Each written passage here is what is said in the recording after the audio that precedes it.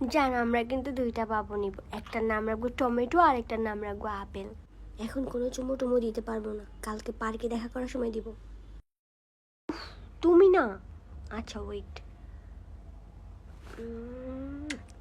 ওকে জানে, এবার রাখি বুঝছো, খুব রিস্ক, যে কোনো মুহূর্তে আম্মু চলে আসতে পারে, রাতে কল দেবো।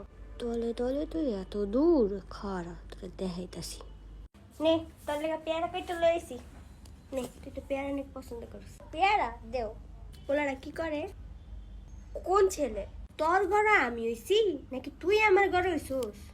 তো তুই কবি না, পোলারা কি করে তুই আমার কবি না, তো কবি কারে? বিয়া শাদির একটা ব্যাপার আছে না, তুই দিয়ে আম করে না করে তুই কারে কবি? তুই আমারে ক, তোর বাপের আমি পরে ম্যানেজ করে নেবো। তুমি কোন ছেলের কথা বলতেছ আম্মু? কোন ছেলে কি করে? তোর মা না, তো তুই আমারে কবি না তো কারে কবি? আর এখনকার দিনের মাইয়া রেডি করে, ওই এটি কোনো ব্যাপার না। তুই ক পোলাটা কি করে, কোনো থাহে আসে বিষয়। আসলে আম্মু ও খুব ভালো ছেলে বুঝছো, অনেক গিফট দেয়।